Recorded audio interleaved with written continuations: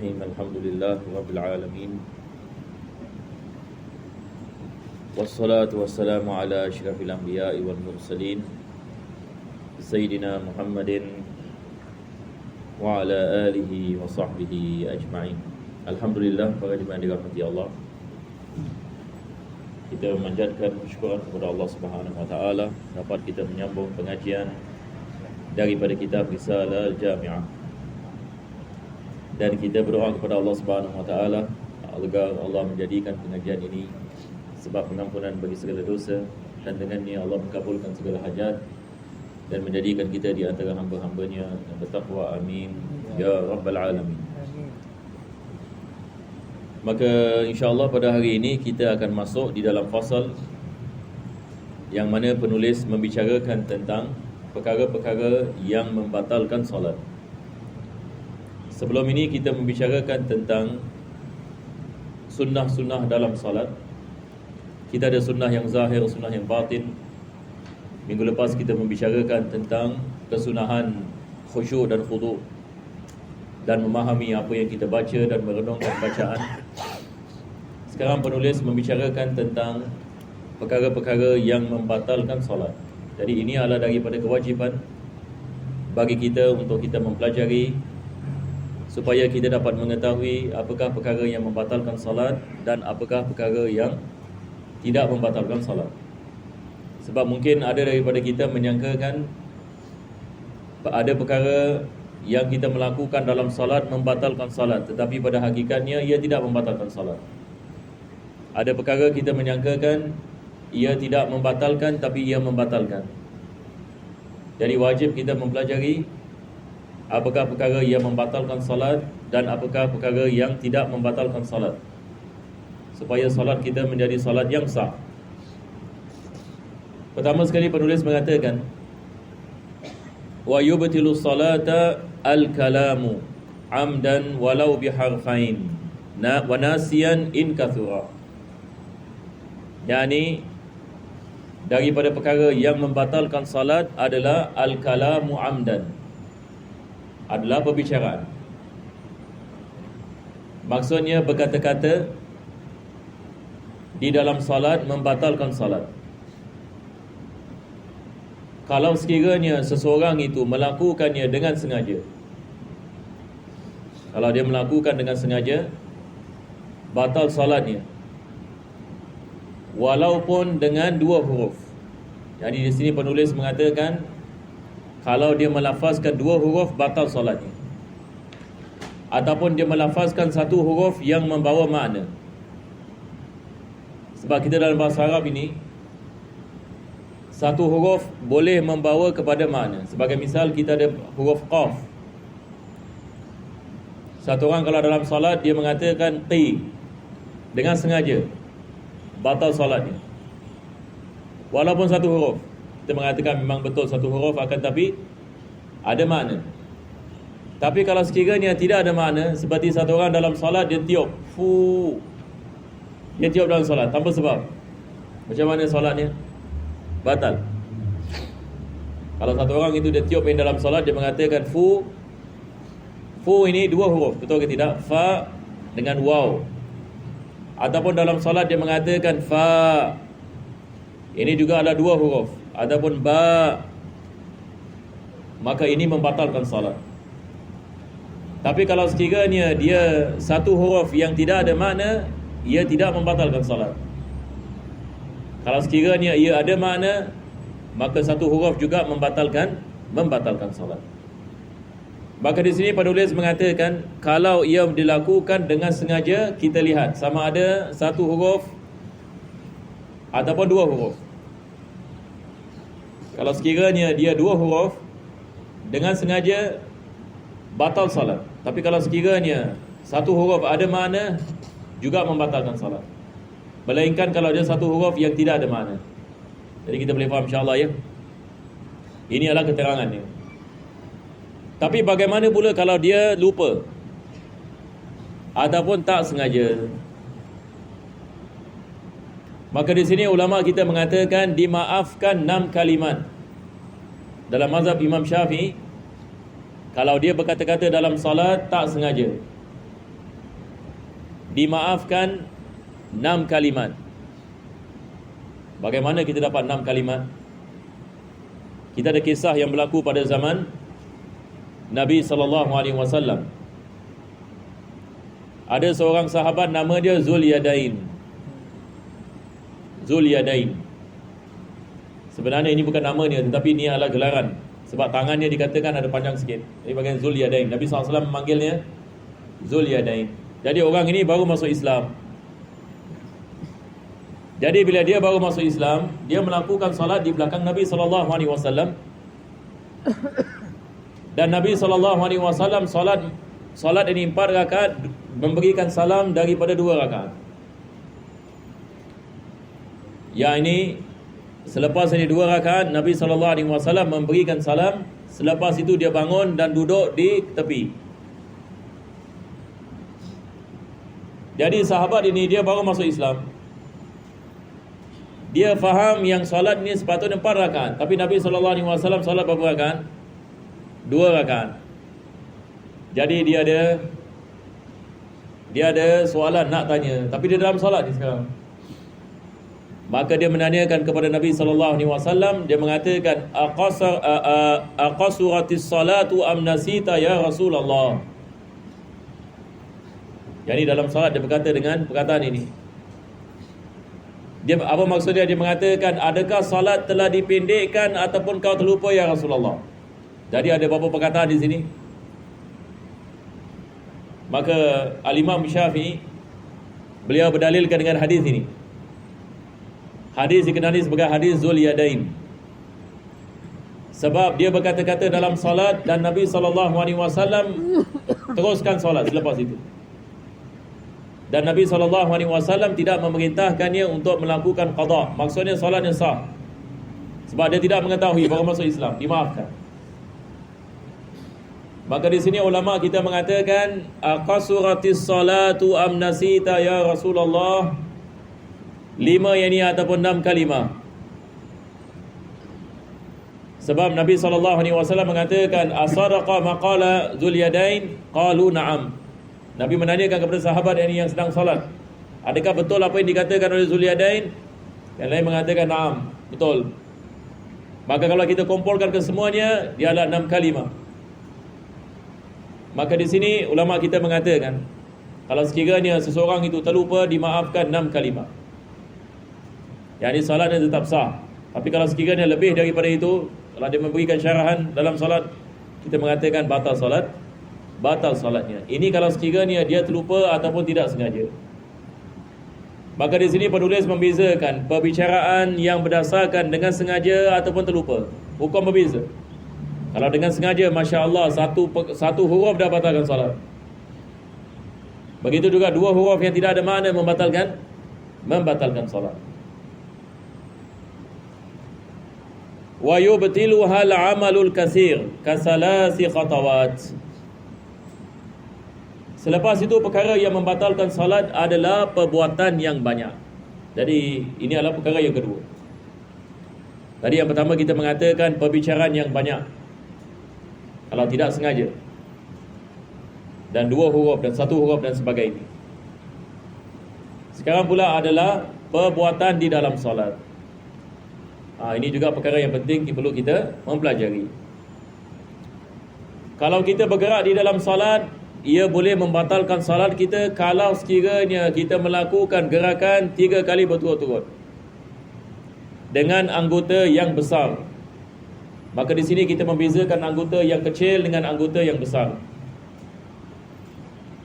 Mata kelopak mata ini adalah anggota yang kecil. Ini tidak ada masalah. Kita gerak 1000 kali dalam salat sekalipun, ia tidak membatalkan salat.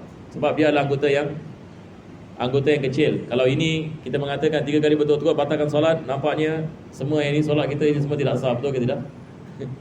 Sebab kalau dalam solat ada berapa kali jadi kita kelip mata. Begitu juga dengan pergerakan yang ini lidah. Apabila kita membaca pergerakan yang ini lidah, ini adalah anggota badan yang kecil, tidak ada masalah. Begitu juga dengan gerakan jari. Satu orang kalau dia ada gatal misalan kat muka di sini, dia buat gini. Ini adalah anggota yang anggota yang kecil. Tapi kalau dia buat begini, ini anggota badan yang besar. Tangan ni adalah anggota badan yang besar. Jadi kalau dia bergerak satu kali, dikirakan satu. Dia naik 2, turun 3, batal solat. 3 kali berturut-turut. Baik, bagaimana pula dengan kepala? Kepala anggota badan kecil atau besar? Besar. Kalau satu orang ini misalnya dia melakukan gini dalam solat, ataupun yang ini dia begini, batal solat dia. Kalau ia dilakukan 3 kali berturut-turut. Jadi bila kita solat, kita nak kena maintain kita kepala. Apa tak? Betul ke tidak? Kita tidak boleh melakukan gerakan yang ketara, sebab dia adalah anggota badan yang besar. Begitu dengan tangan, apa lagi kaki. Kaki adalah anggota badan yang besar. Dan ini biasa kalau kita nak tutup saf. Macam mana kita nak tutup saf? Kita nak kena berjaga-jaga sikit. Sebab satu langkah dikirakan 1, lagi satu langkah 2. Kalau kita berjalan 1, 2, 3 begini, batal solat kita terus. Ada orang misalnya dia nak tutup saf kat depan dia 1, 2, 3, 4. Masya Allah, khalas kita mengatakan nak kena takbir daripada awal, sebab solat dia dah batal. Jadi bagaimana dia nak berjalan? Dia berjalan 1, 2, berhenti 1, 2. Sebab kalau berhenti, kita memotong mualah. Kita memotong apa? Mualah, betul-betul. Jadi kita mula daripada awal. Jadi cara kita menutup saf, kita jalan 1, 2, berhenti 1, 2. Maka ini tidak ada masalah. Jadi bila kita melakukan salat, elakkan daripada kita melakukan pergerakan yang bukan daripada salat. Sebab ia dapat membatalkan salat. Dan begitu juga perkara yang ketiga yang membatalkan salat adalah wal aklu wasyurbu. Makan dan minum. Satu orang masuk ke dalam salat, ada daging tersendat kat giginya, lepas itu dia telan. Ini kita mengatakan batal salatnya. Ini biasa kalau bulan puasa. Kalau bulan puasa bukan batal salat je, batal puasa sekali. Tapi misal adalah kadang-kadang kita bila baru habis makan, ada makanan yang masih dalam mulut. Itu sebab disunatkan kita komo-komo sebelum kita makan. Sebab kalau kita menelannya dalam salat, ia membatalkan salat. Melainkan kalau makanan itu sedikit. Maka ulama kita mengatakan, macam mana kita nak faham makanan yang sedikit dengan makanan yang banyak dalam salat? Sebahagian dari ulama kita memberikan misal. Mereka mengatakan apa yang lebih kecil daripada biji sim-sim itu dikirakan sebagai sedikit. Apa yang lebih daripada biji sim-sim dikirakan sebagai banyak. Jadi ini adalah daripada cara kita dapat mengetahui apa yang dimaksudkan dengan makanan yang sedikit dengan makanan yang banyak. Jadi dalam solat kita tidak boleh menyamakannya dengan puasa. Puasa kita tidak membezakan. Puasa misalan kalau satu orang dia terlupa dia puasa, pagi dia bangun, dia pergi dapur, dia terus makan, dia lupa yang dia puasa. Dia makan 1 pinggan nasi biryani. Lepas itu dia teringat, hari ini bulan puasa. Adakah dibolehkan dia meneruskan puasanya? Bagaimana jemaah sekalian? Sekarang ini dia puasa, pagi-pagi dia buka periuk. Dia lupa yang dia puasa. Dia makan yang ini 1 pinggan nasi biryani. Bukan 1 biji sim-sim, 1 pinggan. Lepas itu dia teringat yang dia puasa. Di sini kita mengatakan dimaafkan baginya. Tapi dalam salat tidak dimaafkan. Kalau dia misalan sengaja memakan 1 biji nasi dalam salat, sengaja dia telan. Sengaja. Khalas kita mengatakan batal awak punya salat. Ada orang mungkin menanyakan, kenapa pada puasa dimaafkan, salat tidak dimaafkan? Apa bezanya? Bezanya adalah puasa ini dia waktunya panjang, berbeza dengan salat. Salat ini mungkin satu orang melakukan salat 5 minit. Jadi untuk kita mengatakan dimaafkan bagi puasa, tidak dimaafkan bagi salat, ini adalah untuk meringankan. Sebab puasa ini ada kemungkinan orang terlupa yang dia puasa, sebab kebiasaannya dia tidak puasa. Tetapi berbeza dengan salat. Ini adalah perkara yang jarang berlaku, satu orang makan dalam salat dan minum dalam salat. Jadi kalau sekiranya ada makanan dalam mulut kita, kita nak kena berjaga-jaga. Kalau ada daging tersendat misalnya, lepas itu bila kita tengah baca Fatihah, terkeluar pula daging ini. Baik, daging benda yang besar, lebih besar daripada biji sim-sim, kita dapat membezakan dengan lidah kita, maka tidak dibolehkan kita menelannya. Sim-sim apa Ustaz? Ya, Sim-sim tu apa? sim-sim kalau dalam bahasa Inggeris dia adalah sesame seed. Sesame seed, saya tak tahu dalam bahasa Melayu apa dipanggil. Bijan. Ya, Bijan. bijan, biji bijan. Jadi sebagian ulama kita mengatakan dia adalah apa-apa yang lebih daripada biji ni sim-sim ini. Dalam bahasa Arab kita panggil sim-sim, dalam bahasa English sesame seed, dalam bahasa Melayu bijan. Jadi kalau kita solat, kalau kita tertelan daging, maka ia membatalkan solat kita. Tetapi kalau sekiranya kita tertelan sesuatu yang kita tidak rasa, maksudnya kadang-kadang kita makan, ada makanan-makanan yang halus dekat celah gigi. Lepas itu dia bercampur dengan air ludah kita, dan kita tidak dapat membezakan dengan lidah kita. Ini dimaafkan. Ini dimaafkan kalau sekiranya dia sedikit. Tapi kalau sekiranya Masya Allah, bila kita telan yang ni, kita betul-betul yang ni rasa ini asam pedas, ini kita mengatakan batal yang ni salat kita. Tapi kalau sekiranya dia sedikit, yang ni maksudnya kurang daripada biji sim-sim, ini yang kita mengatakan tadi, maka ia membatalkan, dia tidak membatalkan salat kalau dia kurang. Begitu juga dengan minum air. Kadang-kadang bila kita minum air kopi, masih ada kopi kat mulut kita, Allahu Akbar. Ini perbuatan yang tidak digalakkan. Tapi kalau sekiranya kita minum kopi kat rumah dan kita dah telan kopi, kita jalan ke masjid, tidak ada masalah. Tapi maksudnya kalau sebelum dia takbir, dia minum kopi, lepas tu dia takbir, ini besar kemungkinan kita mengatakan dalam salat dia akan telan bekas yang ni kopi yang masih ada di. Kalau kopi tu terkeluar balik, kalau kita makan penuh, Ya. kita kan ada backflow, Ya. dia telan balik.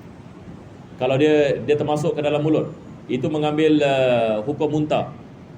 Yang ni kalau kita memakan sesuatu di luar solat. Di luar solat. Lepas tu kita bila masuk ke dalam solat, dia terkeluar. Daun dia terkeluar. Kalau sekiranya dia terkeluar, kita kena lihat. Kalau dia terkeluar, kalau ia ni sedikit, maka ia dimaafkan. Cuma masalahnya, kalau kita mengatakan, kalau kita mengatakan yang dia muntah, dia membawa hukum najis. Ini lagi. Ini berbeza sedikit. Dia membawa yakni hukum najis. Muntah ini najis ke tidak najis? Jadi kalau sekiranya kita punya muntah ini terkeluar, dia dah masuk ini kepada zahir ini mulut kita, sekarang wajib kita membasuh mulut. Ya, yakni ia membatalkan kita punya solat. Ini beza dengan tadi kita mengatakan makanan yang ditelan. Kita bezakan dengan muntah. Muntah hukumnya najis. Berbeza dengan makanan yang belum lagi kita telan. Nah.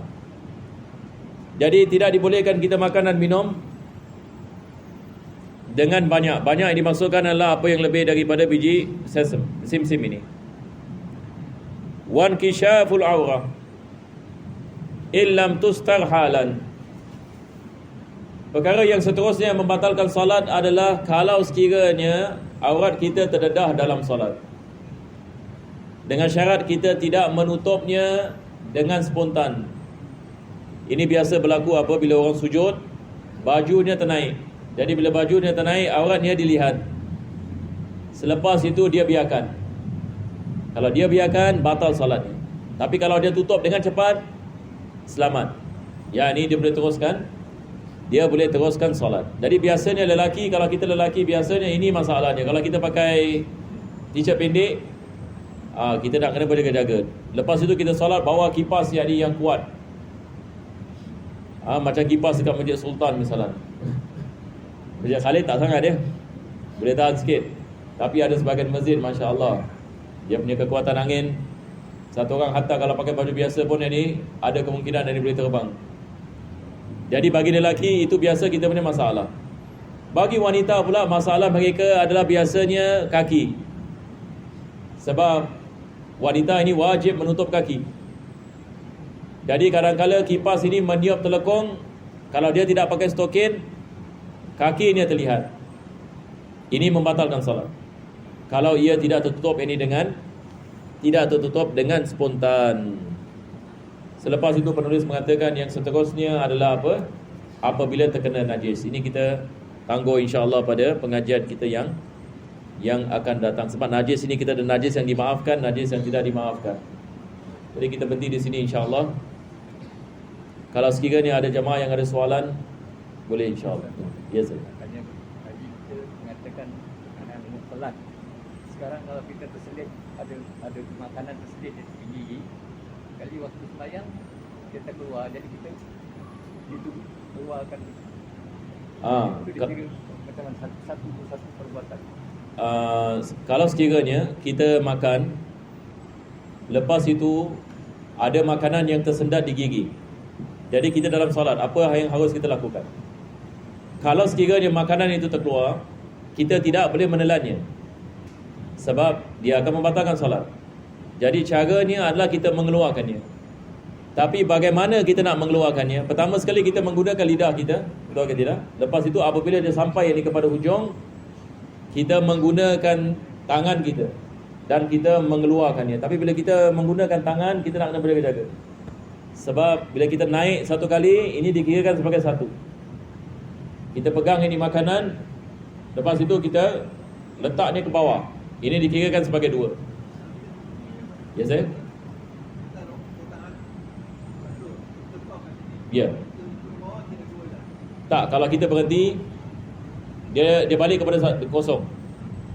Sebab kita dah memotong mualah. Lepas itu kita turun, dia dikirakan sebagai satu.